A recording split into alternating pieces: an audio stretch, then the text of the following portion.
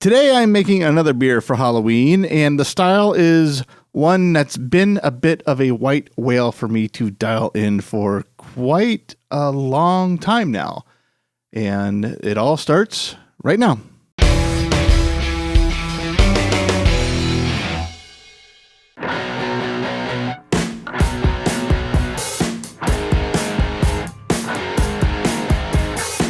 Welcome to Big Monster Brewing, the Anvil Foundry edition. I am Matt, and in this episode, I am going to be making a German Pils. But before we get into that, if you're new to the channel or this series or brewing altogether, take a second to hit that subscribe button and the notification bell so you don't miss any of the Anvil Foundry-centric brewing that will be coming your way on this channel as the weeks go by. So the German Pils, that is a style I've tried a number of times and never was entirely happy with the result. And I can usually narrow it down to two major things, and at times it's been one of them or the other or a combination of the two at different levels, and actually a third if I really think about it. And those are the DMS problem, which is a problem when you're not dealing with Pilsner malt properly in many facets, as far as you can even start the recipe in some cases, but with your mash and your boil and certainly your fermentation. The other big problem I've had dialing in is my lagering method. Never seemed to have come up with a process that I'm entirely happy about with that. And the other one, which I've kind of gotten past for the most part on most of my beers, was also under attenuation. I think I'm past that. I'm not too worried about that. In this episode, I've kind of learned what size yeast starter I need per batch. And it's usually one of those cases where if I think I made too much, make a little more, and then we're good. So that one, the under attenuation aside, I really want to tackle the DMS issue and the lagering issue. And there's two things I'm doing with this brew that I've not done. Well, I wouldn't say never done before, but I haven't done with the Anvil Foundry series. Is first, I'm actually going to boil this German Pils wort over propane, like I did the past couple episodes, starting with the Murder Hornet one. Figure I have all that stuff ready to go. Everything's clean. Everything's working. The pump, the kettle is really been overhauled quite well. Why not try it so I can get that big rolling, almost violent boil with that Pilsner malt and drive off those DMS precursors at the boil. Along with that, in fact, I wouldn't say along with that, and what's actually well after that is a lagering method I'm going to use. I have tried, I'm not going to say everything under the sun. I've tried a lot. I've tried lagering for months at a time at very cold temperatures. I've tried just fermenting at ale temperatures with lager strains, and I never get that result I think I should be, or the one I'm looking for is what it comes down to. So I'm trying a new lagering method. To me, it's not very new. It's posted on brewlosophy.com's website, and I'll get into the details and share the link as well and talk about when we get to it. But before we get to any of that, we need to talk about the recipe that we're going to be doing all this with, and that starts off, of course, with the grist. We're starting off with a big German Pilsner malt base at 97%, and we're going to round that out with just 3% more of Victory malt. And that's it. This is going to be a very simple, clean beer that there's really nowhere to hide any problems, which has been one of my struggles with the styles. So I'm not going to change my recipe to hide my flaws. I want to get past those flaws. That is the entire idea of getting this dialed in.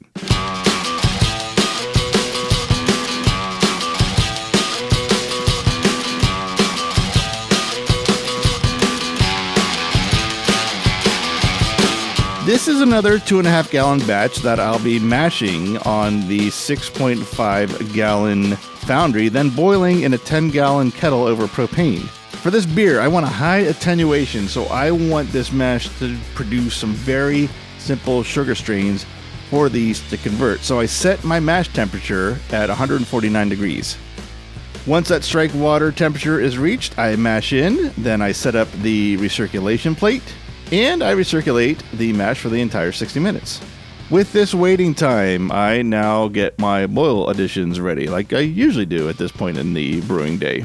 To start off with, I am going to put in 32 IBUs of Mandarina Bavaria at 60 minutes, then 4 IBUs of Crystal Hops at 10 minutes, and then a last 0.4 ounce of Crystal Hops right at flame out. And of course, I have my usual additions for almost every brew, which is yeast nutrients at 10 minutes, and then a little bit of Whirlfloc at 2 minutes.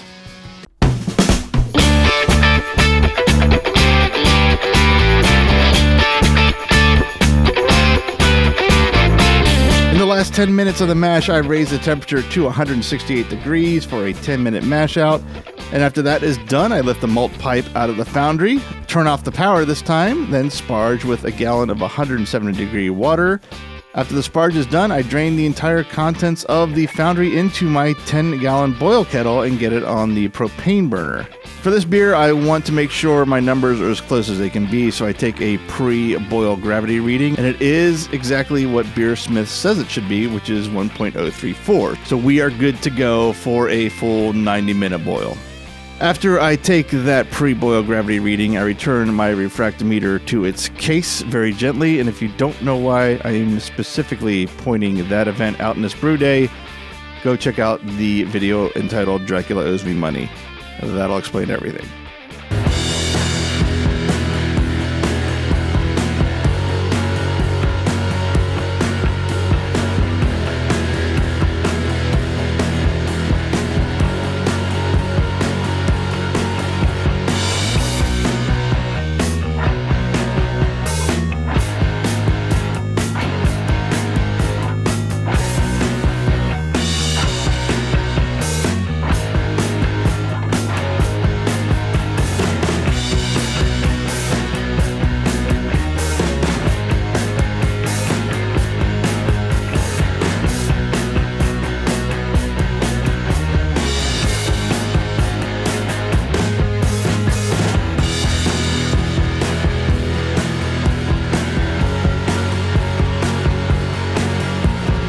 I chilled the wort down below 90 degrees before I transferred it into a 3-gallon carboy, and then I got it in the fridge to drop it to 51 degrees to get to pitching temperature. I think that's the lowest temperature I've shared in this series so far, and it's part of the steps of that Brewlosophy lagering method that I talked about, which we're going to get into here in just a second. Once it hits 51 degrees, I have a very large starter of Y yeast 2124, the Bohemian Lager yeast strain. Pitch that, and then follow the Brewlosophy lagering method, which I have here in front of me. There's quite a few steps to it, so I'll have to refer to this sheet. First off, you can find the entire article that explains what each step is doing at brewlosophy.com/methods/lager-method, and that link will be in the description of this video as well. But what the lagering steps are, the entire fermentation run that I'm doing on this beer is day 1 to 6, ferment at 51 degrees. Day 7, I increased the temperature to 56 degrees in the morning, then again to 61 degrees in the evening. On day 8, I increased the temperature to 66 degrees in the morning, and we hold that 66 degrees until day 13. On day 14, I start to reduce the temperature of the fermentation chamber 6 degrees every day until I reach 34 degrees, which was day 19. Now, at that point, it's kind of up to the brewer to decide what they want to do lagering-wise. You can start adding findings for quick lagering, or you can try to take time to lager out. By what I had planned and how my calendar was going, I kind of had the opportunity to let it sit for almost 3 weeks at 34 degrees. So I figured if I'm going to dial in a lager method, let's see how traditional I can make that, combined with what Brewlosophy has learned and shared as well. Kind of a combination of the two. So I went with the Brewlosophy method of fermenting and dropping to a lagering temperature, and then did the old fashion, in some cases tried and true time method of lagering my beer. How did that all work out together? Let's find out, because we are now up to the tasting.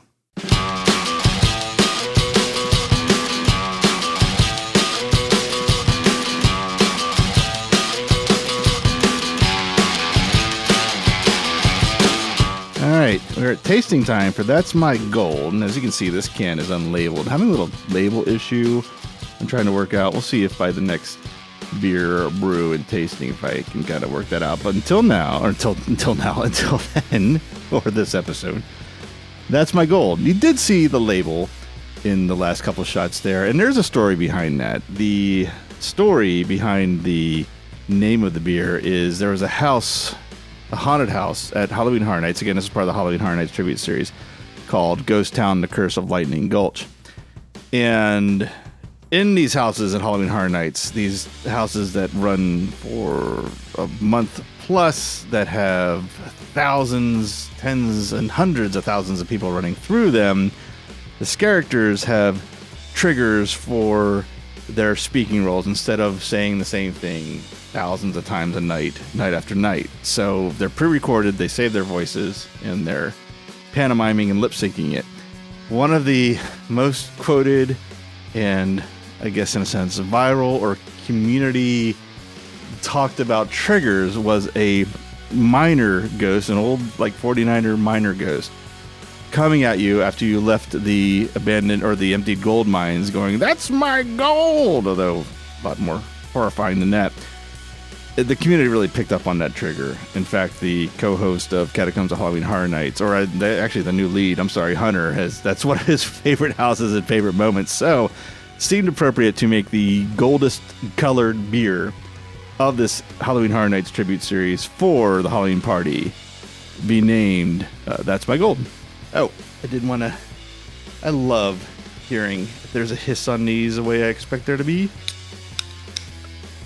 Yeah, not as much as before, but actually, as soon as I opened it, carbonation is already forming a head in the can. So yeah, I didn't get the hiss, but if I haven't said it before, I have said it before. And if I don't say it again, then if I say it again, I am thrilled with my can seamer, especially the way it's able to hold the carbonation. And look at that. I hope this is coming out. The one thing filming with what I'm filming, the camera I'm using, has been difficult, is to express the clarity that I'm getting on these beers. But this is clear. I mean, I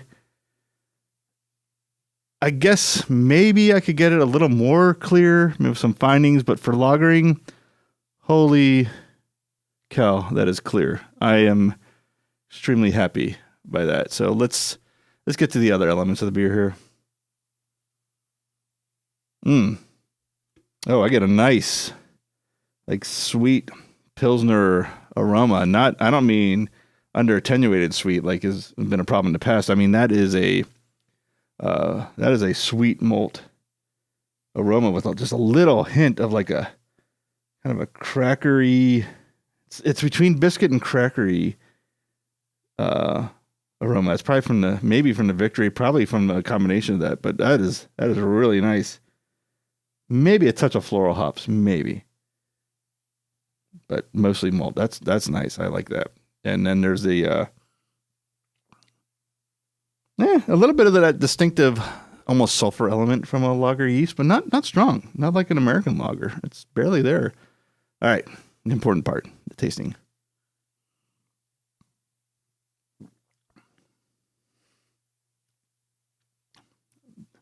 That is good. That is really good.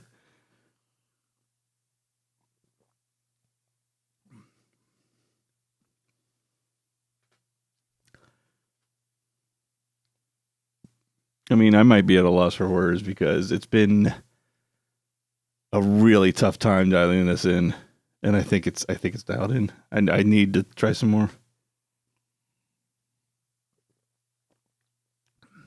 It is so clean. There's like just barely an underlying bitterness to it, but it's all like malt forward. There's that distinctive big Pilsner malt, just a touch of like a bread crust.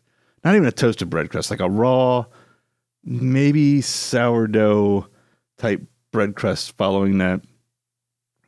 And the super clean fermentation. No cloyingly sweet element at all. There is Like the all the sweetness, all the sweet elements. If you, I mean, you can call them that because it is a sweet malt element, but it's not sugary sweet. It's not syrupy sweet. It's that malt sweet. It's specifically the sweetness you kind of get from a malt.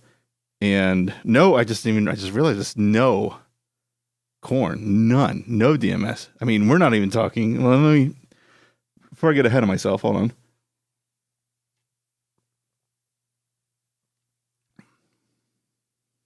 No, there is no DMS in this, and I could not be happier. This is pretty fantastic, and I am going to give, I think the last thing that I needed to dial in was that Brewlosophy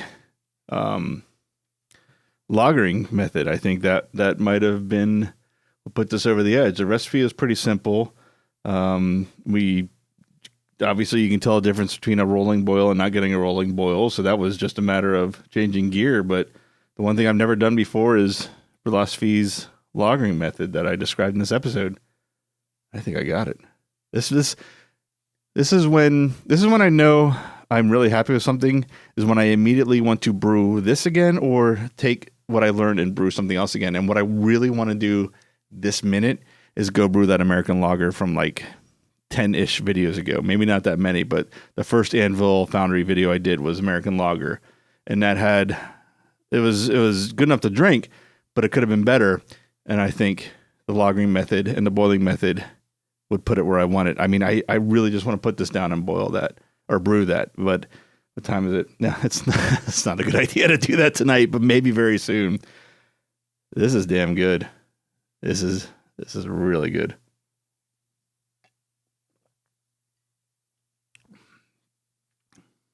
Yeah, this is. I'm going to be making this again real soon. Maybe this might be the when we finally decide to have people back to the house after the.